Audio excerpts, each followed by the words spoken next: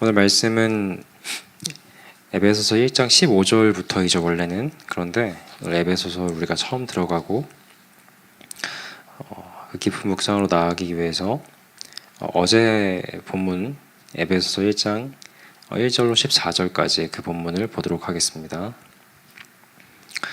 에베소서 1장 1절로 14절까지의 말씀. 그런데 오늘 또 이 말씀 보기 전에 이 사도행전 말씀도 많이 볼 것인데요. 오늘 이 성경책을 좀 여기저기 조금 왔다 갔다 하시면서 보게 될 것입니다. 그럼 에베소서 1장 1절로 14절까지 말씀 저와 한 절씩 교독하시도록 하겠습니다. 하나님의 뜻으로 말미암아 그리스도 예수의 사도된 바울은 에베소에 있는 성도들과 그리스도 예수 안에 있는 신실한 자들에게 편지하노니 하나님 우리 아버지와 주 예수 그리스도로부터 은혜와 평강이 너희에게 있을지어다. 찬송하리로다. 하나님 곧 우리 주 예수 그리스도의 아버지께서 그리스도 안에서 하늘에 속한 모든 신령한 복을 우리에게 주시되 곧 창세전에 그리스도 안에서 우리를 택하사 우리로 사랑 안에서 그 앞에 거룩하고 흠이 없게 하시려고 그 기쁘신 뜻대로 우리를 예정하사 예수 그리스도로 말미암아 자기의 아들들이 되게 하셨으니 이는 그가 사랑하시는 자 안에서 우리에게 거저 주시는 바 그의 은혜의 영광을 찬송하게 하려는 것이라. 우리는 그리스도 안에서 그의 은혜의 풍성함을 따라 그의 피로 말미암아 속량 곧 죄 사함을 받았느니라. 이는 그가 모든 지혜와 청명을 우리에게 넘치게 하사 그 뜻의 비밀을 우리에게 알리신 것이요 그의 기뻐하심을 따라 그리스도 안에서 때가 찬 경륜을 위하여 예정하신 것이니 하늘에 있는 것이나 땅에 있는 것이 다 그리스도 안에서 통일되게 하려 하심이라. 모든 일을 그의 뜻의 결정대로 일하시는 이의 계획을 따라 우리가 예정을 입어 그 안에서 기업이 되었으니 이는 우리가 그리스도 안에서 전부터 바라던 그의 영광의 찬송이 되게 하려 하심이라. 그 안에서 너희도 진리의 말씀 곧 너희의 구원의 복음을 듣고 그 안에서 또한 믿어 약속의 성령으로 인치심을 받았으니 함께 읽겠습니다. 이는 우리 기업의 보증이 되사 그 얻으신 것을 속량하시고 그의 영광을 찬송하게 하려 하심이라. 아멘.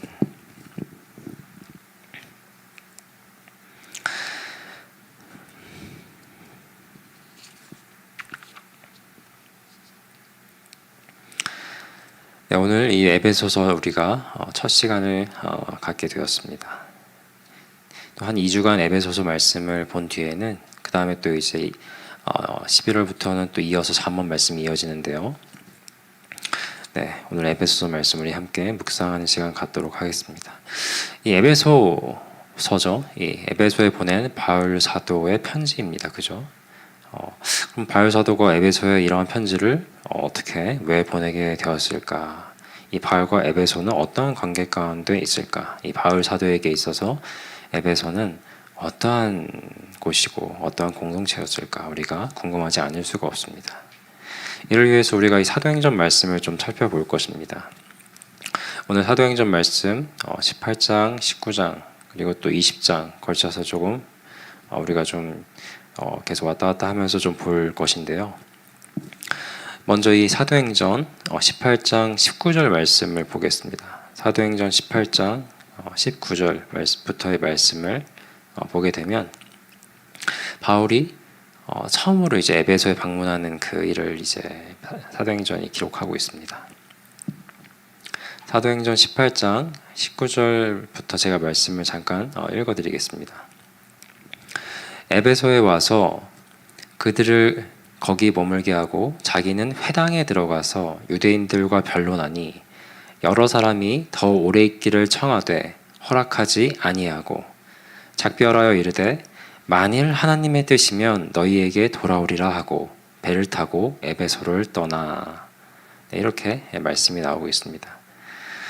여기서는 좀 잠깐 거쳐가는 것처럼 에베소를 방문하는 바울의 모습이 나옵니다. 이렇게 하고 나선 떠나서 이 가이사랴 쪽으로 이렇게 올라가고 하는데 이때 바울이 사도가 이 에베소를 방문하여서 역시 가장 먼저 했던 일은 말씀을 전하는 일이었죠. 그 회당을 들어가서 하나님의 복음을 전하는 일을 합니다.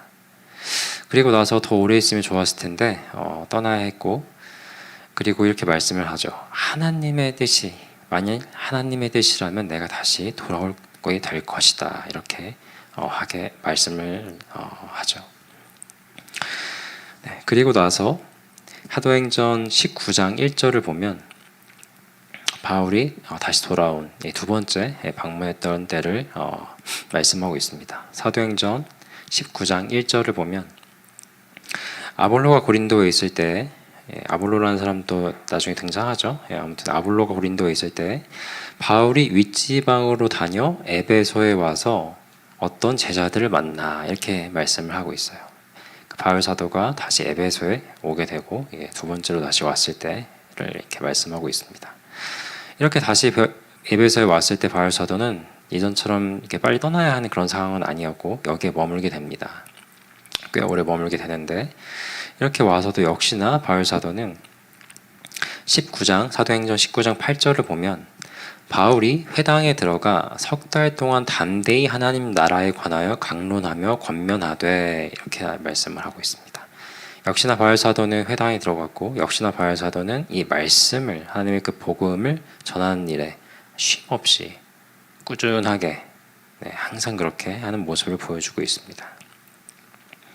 그렇게 말씀을 이 에베소에 와서 증거하게 되었고요. 그리고 이어지는 구절 이어서 보면은 어떤 사람들은 마음이 굳어 순종하지 않고 무리 앞에서 이 도를 비방하거늘 바울이 그들을 떠나 제자들을 따로 세우고 두란노 소원에서 날마다 강론하니라. 2해 동안 이같이 하니 아시아에 사는 자는 유대인이나 헬란이나 다 주의 말씀을 듣더라. 이렇게 이어지게 됩니다. 놀라운 하느님의 그 역사가 이 바울 사도를 중심으로 일어나게 되고요. 그리고 11절에 보면 사도행전 19장 11절에 보면 하나님이 바울의 손으로 놀라운 능력을 행하게 하시니 심지어 사람들이 바울의 몸에서 손수건이나 앞치마를 가져다가 병든 사람에게 얹으면 그 병이 떠나고 악귀도 나가더라. 놀라운 이런 기적들도 바울 사도의 그 사역 가운데 하나님께서 더해 주십니다. 그러니까 하나님의 놀라운 역사가 이렇게 쭉 이어지는 것이 우리가 보게 돼요. 이를 통해서 이 에베소의 그 말씀이 증거되고, 그리고 사도행전 19장 20절에 보면 이와 같이 주의 말씀이 힘이 있어 흥왕하여 세력을 얻느니라. 이렇게 말씀이 쫙 전파되고 영향이 커져가는 것을 우리에게 보여주고 있습니다. 그러던 와중에 잘 아시는 사건이죠. 이 소동이 일어나게 돼요. 이 소동은 결국은 이제 해프닝으로 끝나게 되는, 그러니까 이제 은장색 데메드리오라는 사람과 이 그러니까 아르테미스라고도 하거든요. 그러니까 아데미 그 신전, 그 신상을 만들어 파는 그 은장색들이 모여가지고 아주 정말 그런 폭동 같은 게 일어나죠. 실상 이때 바울은 정말 죽을 뻔합니다. 근데 다행히 죽지 않고, 이 사건에 대해서는 자세히 설명드리지 않아도 다 아실 거라고 생각해요. 이들이 이렇게 폭동을 일으키고 이 바울이 전파하는 도로 인하여서 자신들의 그 신상 판매가 저하되고 자신들의 수익이 적어지게 되니까 굉장히 불만스럽게 되죠. 그렇게 해가지고 이 도를 비방하고 이 도를 따르는 사람들을 막 비방하고, 그러다가 결국은 그냥 흐지부지 마치게 되는 그런 해프닝으로 끝나는데, 근데 이 사건은 결코 작은 사건이 아니었습니다. 참 새록새록하네요. 예전에 우리가 사도행전 다룰 때에도 이 본문들을 우리가 보고 했었는데, 그죠? 아무튼 이 사건은 작은 사건이 아니었고 바울은 정말 죽을 위험에 처하게 됐었고요. 이런 일련의 사건 후에 바울은 이 에베소를 떠날 수밖에 없는 상황에 놓였다는 것을 우리가 기억할 수 있습니다. 그리고 이어지는 것이 20장, 바울 사도가 작별 인사도 하지 못하고 급히 떠나게 될 수밖에 없었고, 나중에 에베소에 다시 들어오지는 못하고 외곽에서 이 에베소의 장로들을 불러서 작별 인사를 하게 됩니다. 그게 사도행전 20장 17절로 쭉 이어져요. 17절로 32절까지 보면 좋겠습니다. 제가 좀 빨리 읽어드리겠습니다. 사도행전 20장 17절로 32절까지 말씀입니다. 바울이 밀레도에서 사람을 에베소로 보내어 교회 장로들을 청하니 오매 그들에게 말하되 아시아에 들어온 첫날부터 지금까지 내가 항상 여러분 가운데서 어떻게 행하였는지를 여러분도 아는 바니 곧 모든 겸손과 눈물이며 유대인의 간계로 말미암아 당한 시험을 참고 주를 섬긴 것과 유익한 것은 무엇이든지 공중 앞에서나 각 집에서나 거리낌이 없이 여러분에게 전하여 가르치고 유대인과 헬라인들에게 하나님께 대한 회개와 우리 주 예수 그리스도께 대한 믿음을 증언한 것이라. 보라, 이제 나는 성령에 매여 예루살렘으로 가는데 거기서 무슨 일을 당할는지 알지 못하노라. 오직 성령이 각 성에서 내게 증언하여 결박과 환난이 나를 기다린다 하시나 내가 달려갈 길과 주 예수께 받은 사명 곧 하나님의 은혜의 복음을 증언하는 일을 마치려 하면은 나의 생명조차 조금도 귀한 것으로 여기지 아니하노라.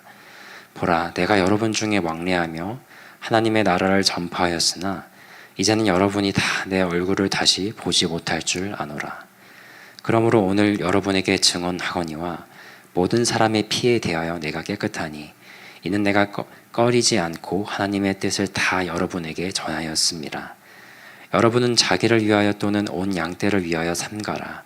성령이 그들 가운데 여러분을 감독자로 삼고 하나님이 자기 피로 사신 교회를 보살피게 하셨느니라. 내가 떠난 후에 사나운 이리가 여러분에게 들어와서 그 양떼를 아끼지 아니하며 또한 여러분 중에서도 제자들을 끌어 자기를 따르게 하려고 어그러진 말을 하는 사람들이 일어날 줄을 내가 아노라. 그러므로 여러분이 일깨어 내가 3년이나 밤낮 쉬지 않고 눈물로 각 사람을 훈계하던 것을 기억하라.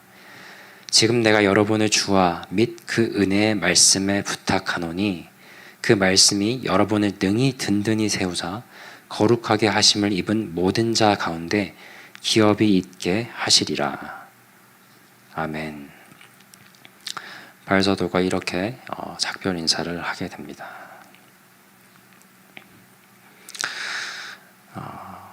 제가 이 짧은 시간 가운데 빨리 좀 말씀드리느라 급히 오게 되었는데요. 이 바울사도가 이 작별을 고하면서 더 이상 함께하지 못하게 된 에베소 성도들에게 정말 그 간절한 마음 가운데, 심령 가운데 말한 것은 방금 읽어드린 이 32절 말씀. 내가 여러분을 주와 및 그 은혜의 말씀에 부탁합니다. 말씀께서 여러분을 든든히 세우시고 거룩하게 하시고 인도해 주실 것입니다. 이렇게 바울사도가 말씀을 하고 있습니다. 그러니까 이 일련의 모든 일들을 통하여서 이 바울사도에게 에베소는 어떤 곳이었을까 생각해 보시면 좋겠습니다. 바울사도에게 있어서 에베소는 이런 곳이었습니다. 그리고 이 바울사도에게 에베소의 성도들이란 그가 진정 가슴으로 낳은 자녀들과도 같았습니다. 그리고 더 이상 함께하지 못할 이때의 그는 다시 돌아오지 못할 직감하고 다시 돌아오지 못할 것을 직감하고 정말 하나님의 말씀에 그들을 간절히 부탁드리고 있습니다. 이 바울에게 사도에게 있어서 에베소는 이런 곳이었어요. 그리고 이 바울 사도가 여길 떠나고 예루살렘으로 올라가고 이제 잡히죠. 그리고 로마로 압송이 되게 되었고 그리고 그 이후에 그 로마 감옥에서 이 사랑하는 에베소 성도들을 생각하면서 보낸 편지, 그게 에베소서입니다. 에베소서인 겁니다. 옥중서신이라고 하죠. 이 바울 사도가 에베소에 처음 방문했을 때 말씀으로 시작했습니다. 유대회당에 들어가서 말씀 전파하고 또 말씀 전파하고, 그리고 두 번째 방문했을 때도 말씀 전파하고 또 말씀 전파하고, 그리고 그 가운데 하나님께서 큰 역사를 일으켜 주시고, 그리고 이 떠나는 이 와중에도 또 말씀을 전하고 또 말씀에 그들을 부탁합니다. 그리고 이 로마로 압송된 뒤에 서신을 보낸 이 에베소서를 보낼 그때도 더욱 풍성한 말씀을 위에 붓을 들고 그들에게 편지를 전합니다. 이러한 모든 것들을 보면서 이 바울 사도가 가졌던 이런 그 심정을 우리도 갖게 되면 좋겠습니다. 정말 말씀을 전하기에 온 일생을 바치고, 그리고 그 말씀으로 낳은 자녀들을 또한 내가 아니다. 말씀이 너희들을 온전히 붙드시고 인도해 주시는 것이다라는 정말 유언과도 같은 그런 또 권면을 이어가고, 그리고 자유롭지 못하게 갇히게 되자 이제는 글을 써서라도 성령 주신 그 감동을 말씀으로 전하는 이런 일생의 삶을 보면서 우리 또한 말씀 가운데 붙들려서 나아가는 그런 자녀들이 되면 참 좋겠습니다.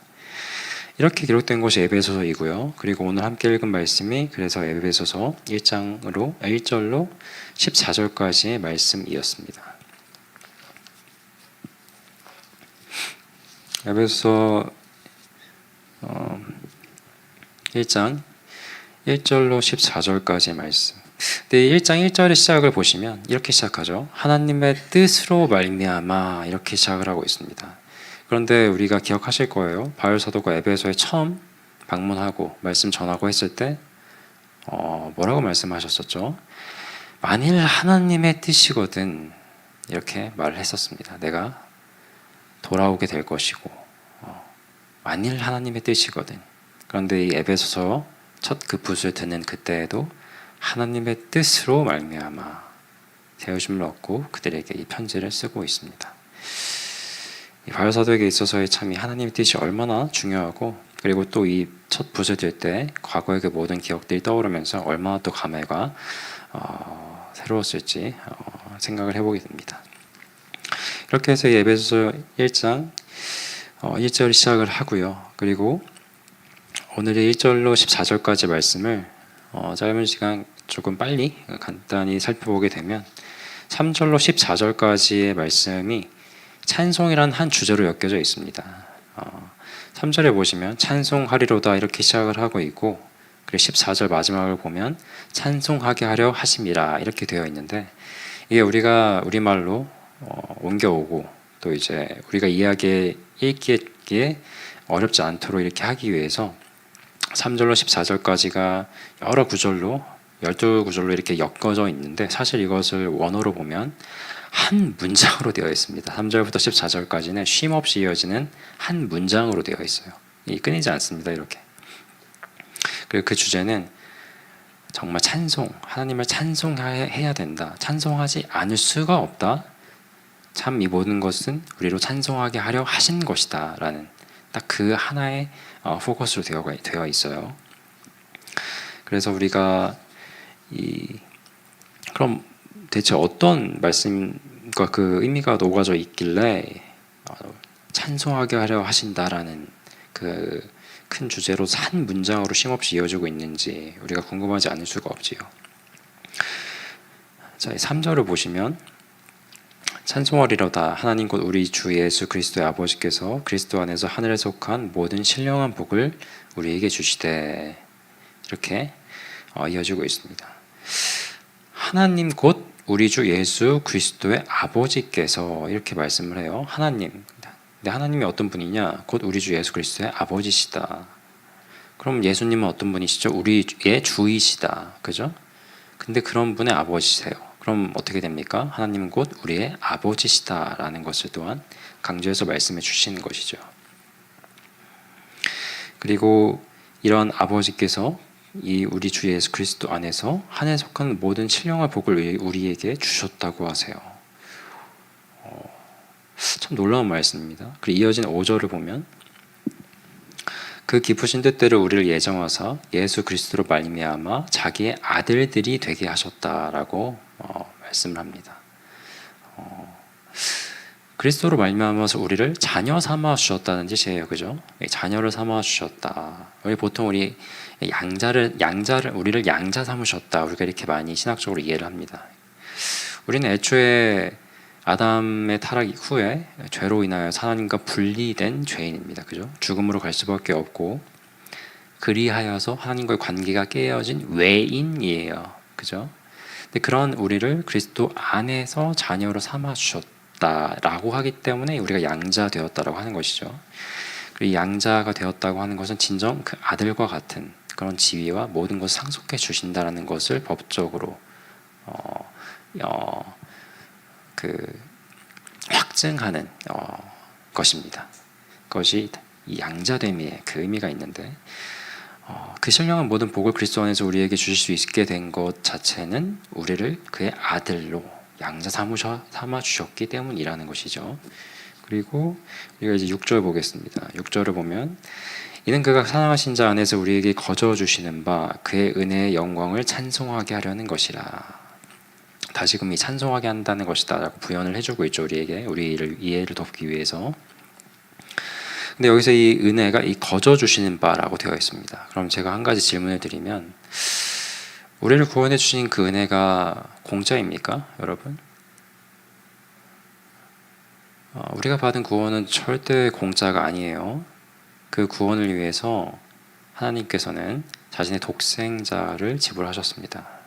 그러니까 이 구원이 이루어지게 된 그 경위는 절대 거저 이루어진 게 아니에요. 모든 것이 하나님의 뜻 가운데 완전하게 지불이 되어진 것이죠. 단지 그 지불되어진 것을 지불할 아무런 힘도 능력도 없는, 가치도 없는 우리가 거저 받았다는 거죠. 선물로서. 이 구도를 잊지 않으셔야 합니다. 구원은 공짜가 아니에요. 우리에게 모든 것을 지불하시고 완납하시고 선물로 주셨다는 것. 이것에 핵심이 있습니다. 그리고 이 7절을 보면 우리는 그리스도 안에서 그의 풍성함을 따라 그의 피로 말미암아 속량 곧 죄사함을 받았느니라. 네, 이 일 통하여서 우리가 죄사함을 받았지요.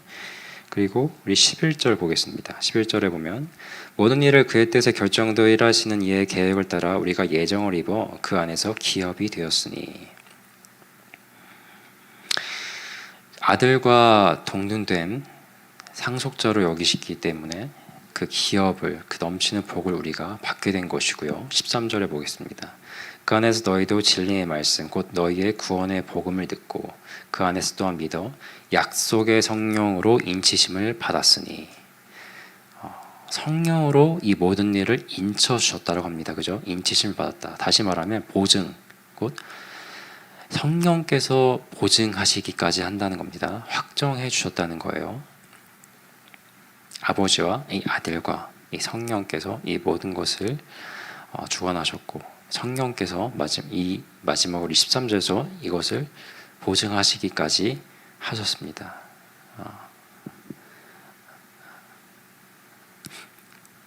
아무 받을 자격이 없고 가치 없는 외인이고 죄인인 우리를 속량하셔서 그의 아들로 삼으시고 그의 모든 신령한 복과 영원한 기업을 우리에게 거저 주시고 그것을 결단코 잃지 않게 성령께서 보증해 주셨다.